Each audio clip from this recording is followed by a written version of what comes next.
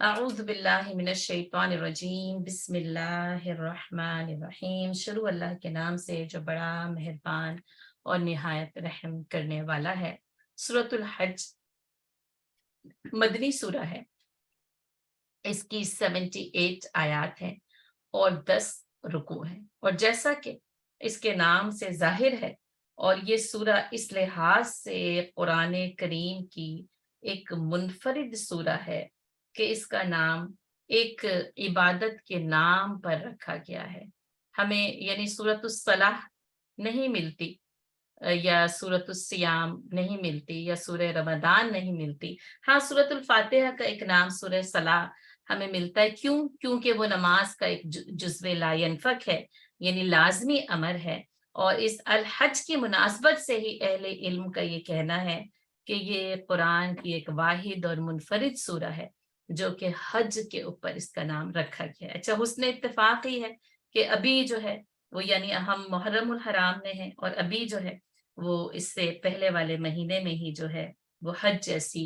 عظیم عبادت کا اجتماع منعقد ہوا ہے۔ تو اس سے حج کی فضیلت ظاہر ہوتی ہے، اس کی انفرادیت ظاہر ہوتی ہے، اور یہ پتہ چلتا ہے کہ یہ کتنی عظیم اور افضل عبادت ہے کہ جس کے اوپر قرآن کی ایک پوری سورہ کا نام جو ہے وہ منسوب کیا گیا ہے۔ اچھا، یہ یعنی اس سورہ کا موضوع صرف حج نہیں ہے،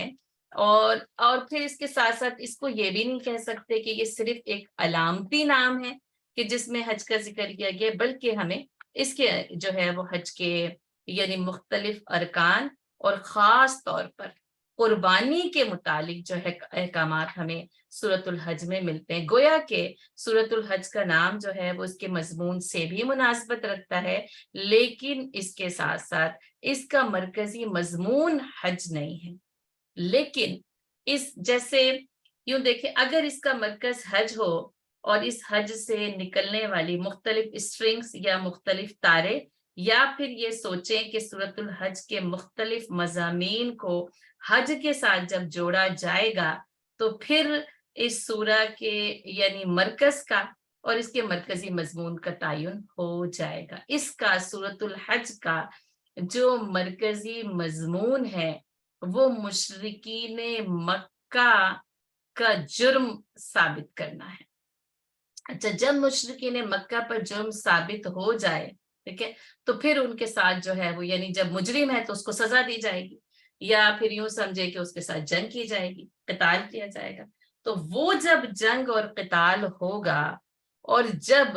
یعنی مشرکین پر اور ان پر فرد جرم عائد کرتے ہوئے، اور اس کی وجہ بھی یہ کہ مشرکین مکہ اپنے آپ کو دین ابراہیمی کا پیروکار کہتے تھے کہ اب جب وہ مجرم ٹھہریں گے تو ان کے خلاف جہاد جائز ہوگا، فرض قرار پائے گا، اور ان کے خلاف اس جہاد اور قتال کا جو مقصد ہے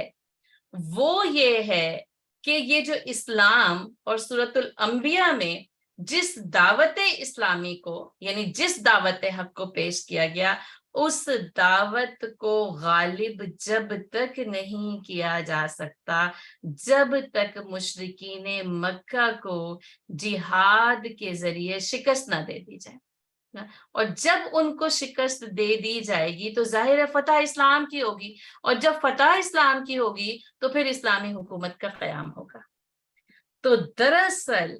جو حج ہے، جیسے میں نے آپ کو بتایا کہ اگر آپ اس کو مرکز ٹھہراتے ہیں، اور جیسے اس کو سمجھانے کے لیے میں آپ کو تو اس کی جو مختلف اسٹرنگز ہیں نا وہ جا کر پھر مشرکین مکہ سے ملتی ہیں، مشرکین مکہ کے جرم کو ثابت کرتی ہیں، اس جرم کے ساتھ جو سلوک کیا جانا چاہیے اس کو ثابت کرتی ہیں، اور اس کے نتیجے میں اسلامی حکومت کا قیام ہوتا ہے۔ اور گویا کہ مشرکین مکہ پر فرد جرم اس لیے بھی عائد کی گئی کیونکہ وہ اپنے آپ کو دین ابراہیمی کا پیروکار کہتے تھے، اور دین ابراہیمی کا جو آغاز یعنی حجاز کی سرزمین پر بھی وادی غیر ذی زرع پہ ہوتا ہے، وہ ہوتا ہے وَإِذْ يَرْفَعُ إِبْرَاهِيمُ الْبَيْتَ مِنَ الْقَوَاعِدِ وَإِسْمَاعِيلُ، کہ جب کہ ابراہیم علیہ السلام اسماعیل علیہ السلام کے ساتھ جو ہے وہ اس گھر کی بنیادوں کی تعمیر کر رہے تھے، اور اس گھر کی بنیادوں کی تعمیر کے ساتھ ساتھ جو ہے پھر وہ حج اور حج کا اجتماع اور حج کا نظام جو ہے وہ مکے کے اوپر قائم ہو جاتا ہے، اور اسی سے مکے کی جو تولیت ہے اس کی مذہبی مرکزیت قائم ہو جاتی ہے۔ تو دراصل یعنی حج کا مطلب خانہ کعبہ کی مرکزیت کو بیان کرنا ہے، اور خانہ کعبہ کی مرکزیت دراصل دعوت حق کی مرکزیت یعنی کہ دعوت حق کا غلبہ ہے۔ اب کچھ عرصے تک اس کو مغلوب کیا گیا، اسلام غالب نہیں رہا، مغلوب رہا، لیکن گویا کہ اب وقت آ گیا ہے کہ دعوت حق غالب ہو اور اس خانہ کعبہ کی مرکزیت کو تمام اقوام عالم میں مسلمہ قرار دیا جائے۔ اور گویا کہ پھر سورۃ الحج حج کی وضاحت کرتی ہے، حج کے تمام جو ہے وہ ارکان اور اس کے نظام کو بیان کرتی ہے، اور اس نظام کا غلبہ دراصل دعوت حق اور دعوت اسلام کا غلبہ ہے۔ اور مسلمان یعنی جو پھر مسلمان ہو جائیں، اس اسلامی حکومت کے قیام میں، اس کی تاسیس میں اپنا بنیادی کردار ادا کریں، تو اس میں پھر مسلمانوں کے لیے جو قوانین بیان کیے گئے نا، یعنی ان کی عبادت جو کہ حج کے ذریعے اس کی وضاحت ہو جاتی ہے، دعوت کے ضمن میں انہوں نے کیا کرنا ہے، اطاعت کیسے کرنی ہے، اور اس اسلامی حکومت کے قیام کے لیے جس جہاد کی، جس قتال کی ضرورت ہے وہ کس طریقے سے ان کو کرنی ہے، اور اسی کے ضمن میں مقاصد جہاد کا بیان اس سورہ کا ایک اہم ترین موضوع ہے۔ تو دراصل پھر اس کا مرکزی مضمون کیا ٹھہرا کہ مشرکین مکہ کا جرم پورے ثبوت کے ساتھ ثابت ہو، اور اس ضمن میں ان کے خلاف جہاد کیا جائے، اور اس جہاد کا مقصد اسلامی حکومت کا قیام خانہ کعبہ کی مرکزیت کو قائم رکھتے ہوئے دعوت حق کا غلبہ ہے، اور اس ضمن میں حج ایک لازمی اور ضروری امر ہے۔ اور آپ دیکھیں اس وقت سے لے کر اور آج تک یہ حج قائم کیا جاتا ہے۔ حج مسلمانوں کا ایک عظیم اجتماع ہے، جو مسلمانوں کی اجتماعیت، ان کی طاقت، ان کی قوت، ان کی روحانی غذا اور یہ عبادت ان کی روح کو پاکیزہ کرتی ہے، اور یہ پاکیزہ تر نظام ہے جو دنیا کے تمام اقوام عالم کے سامنے پیش کیا جاتا ہے۔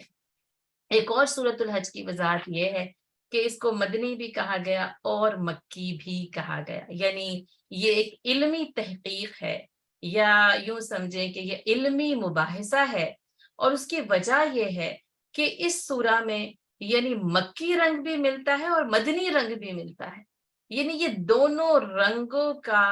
امتزاج ہے۔ اور اس سلسلے میں یعنی سب سے جامع تر بات یہ ہے کہ جیسے کہ اس کا جو ہے وہ کچھ حصہ مکے میں نازل ہوا اور کچھ حصہ جو ہے وہ مدینے میں نازل ہوا، تو گویا کہ اگر ظاہر ہے اس کا نزول جو ہے وہ دونوں مقامات پر ہوتا ہے، تو اسی لیے کچھ لوگ یعنی مدنی رنگ کے غلبے کی وجہ سے اس کو مدنی ٹھہراتے ہیں، اور کچھ لوگ اس کا جو مکی اسلوب ہے اس کی وجہ سے اس کو مکی ٹھہراتے ہیں، لیکن یہ کہ اس کے اوپر مدنی رنگ غالب ہے، تو زیادہ تر علماء کرام نے اس کو مدنی کہا ہے، یا پھر یہ کہ جیسے اس میں یعنی جو مدنی دور میں نازل ہونے والی آیات ہیں ان کی تعداد زیادہ ہے، تو اس کی وجہ سے اس کو مدنی کہا جاتا ہے۔ تو اس لیے کہیں کسی قرآن میں آپ کو مکیہ لکھی ہوئی نظر آئے اور یا مدنیہ لکھی ہوئی نظر آئے تو دونوں ٹھیک ہے، اس میں یعنی ایسے بحث و مباحثے کی ضرورت نہیں ہوتی کہ جس کے اندر انسان جو ہے وہ کہے کہ نہیں یہی ٹھیک ہے اور یا وہ ٹھیک ہے، بلکہ میں نے آپ کو اس کی وجہ بتا دی کہ علماء کرام کے درمیان اس کو مدنی اور مکی کہنے کی وجوہات میں سے ایک وجہ یعنی یہ ہے کہ اس میں دونوں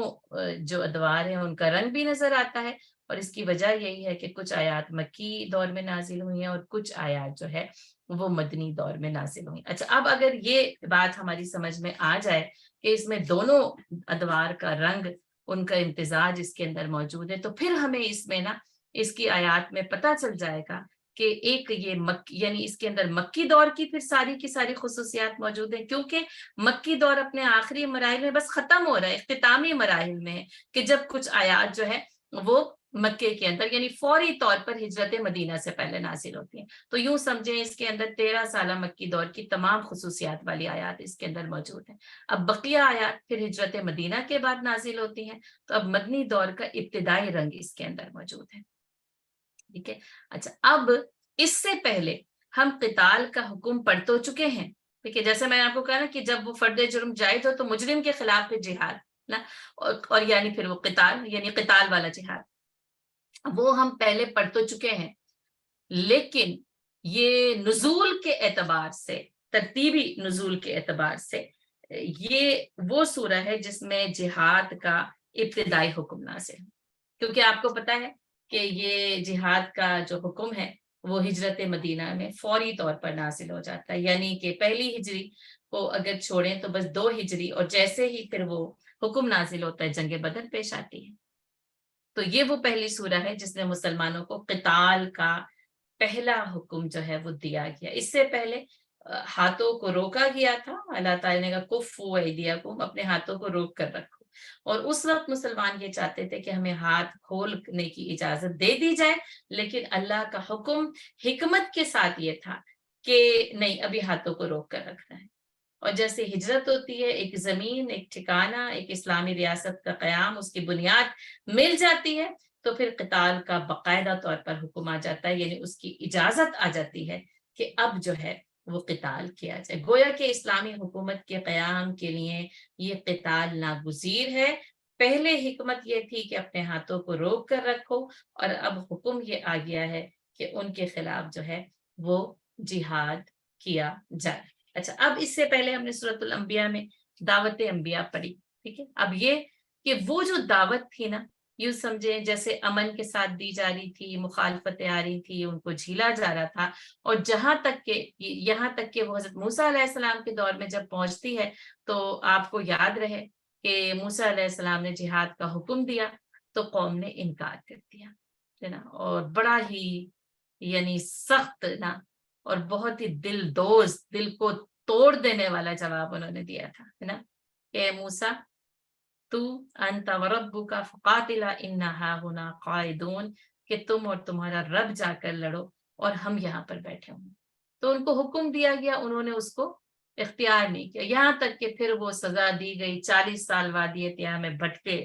یہاں تک کہ حضرت موسیٰ علیہ السلام بھی دنیا سے رخصت ہو گئے حضرت ہارون علیہ السلام بھی دنیا سے رخصت ہو گئے اور یہاں تک کہ پھر وہ نئی نوجوان نسل جو اپنے پورے جوش اور جذبے کے ساتھ یعنی وہیں پیدا ہوئی جوان ہوئی اور اس نے کہا کہ اب اللہ تعالیٰ جو ہے وہ ہمارے لیے قتال کا حکم دیں. اور پھر ہمیں سورۃ البقرہ میں جو ہم نے جالوت اور طالوت کا جو ہم نے قصہ پڑھا اور وقتل داؤد جالوتا اور داؤد علیہ السلام نے جالوت کو قتل کر ڈالا تھا. تو یہ جو یعنی جہاد کا یوں سمجھیں کہ پہلا اور ابتدائی حکم یعنی کہ پھر وہی تورات کے نزول کے ساتھ امت کو بنی اسرائیل کو دیا گیا تھا اس نے انکار کر دیا تھا. اب پھر یعنی حضرت موسیٰ علیہ السلام سے لے کر رسول اللہ صلی اللہ علیہ وسلم تک زمانہ آتا ہے اور اب یہ جہاد کا حکم جو ہے وہ مسلمانوں کے اوپر فرض اور لازمی قرار دیا گیا اور یہ بتایا گیا کہ اس جہاد کے ذریعے ہی اس دعوت حق کا مشن اپنے تکمیل کے دور کو پہنچے گا. اس کے بغیر ممکن نہیں ہو سکتا. اور جب ایسا ہو جائے گا جب قیام ہو جائے گا تو پھر حج تم کو مل جائے گا. کیونکہ آپ دیکھیں اتنے سالوں مسلمان جو ہے وہ حج سے محروم رہے گویا کہ پھر وہ حج کے ذریعے اس دعوت حق کا غلبہ ہے. تو یہ ہے اس سورۃ الحج کا پس منظر. اور اس میں آپ دیکھیں مشرکین مکہ پر جیسے کہا فرد جرم قائد کی گئی ہے اس کی قیادت اور اسلام اور اہل اسلام کا کردار اس سورہ میں ہمیں بڑے جو ہے نا واضح انداز میں جو ہے وہ مل جائے گا. اور گویا کہ سورۃ الانبیاء میں انبیاء کرام کی دعوت اور سورۃ الحج میں اس حق کا اس دعوت حق کا غلبہ مکمل طور پر اسلامی حکومت کے قیام کی صورت میں سامنے آتا ہے. گویا کہ سورۃ الانبیاء میں جو تمام انبیاء کرام کی دعوت کو بیان کیا گیا تھا سورۃ الحج نہ اس کا ثمر پیش کرتی ہے اس غلبے کی یعنی خوشخبری دیتی ہے، اسلامی حکومت کا قیام دیتی ہے، پھر وہی ریاست کی تعمیر اور تشکیل کے لیے اس کے اندر جو یعنی بنیادی اصول ہیں وہ اس میں بتائے جائیں گے۔ اسلامی معاشرے کی تعمیر کی بنیاد یعنی عبادات، معاملات اور اخلاق وہ کیسے ہونے چاہیے، اور جہاد کو ایمان کا جزو لا ینفک بنا دیا گیا ہے۔ گویا کہ انبیاء کرام کی یہ دعوت اختتام پذیر نہیں ہو سکتی، اپنے مقصد کی تکمیل کو پورا نہیں کر سکتی یہاں تک کہ تم اس کی عملی تعبیر کے لیے میدان جہاد میں نکل کر نہ کھڑے ہو جاؤ۔ تو آئیے دیکھتے ہیں سورۃ الحج کے الفاظ کے ساتھ، اس کی آیات کے ساتھ، کہ یہ تمام کا تمام پیغام ہمیں ان آیات میں کس طریقے سے ملتا ہے۔ تو اس کے پہلے رکوع کا ترجمہ ہم کر لیتے ہیں اور انشاءاللہ پھر اپنی اگلی کلاس میں اس کے مفہوم کو دیکھ لیں گے۔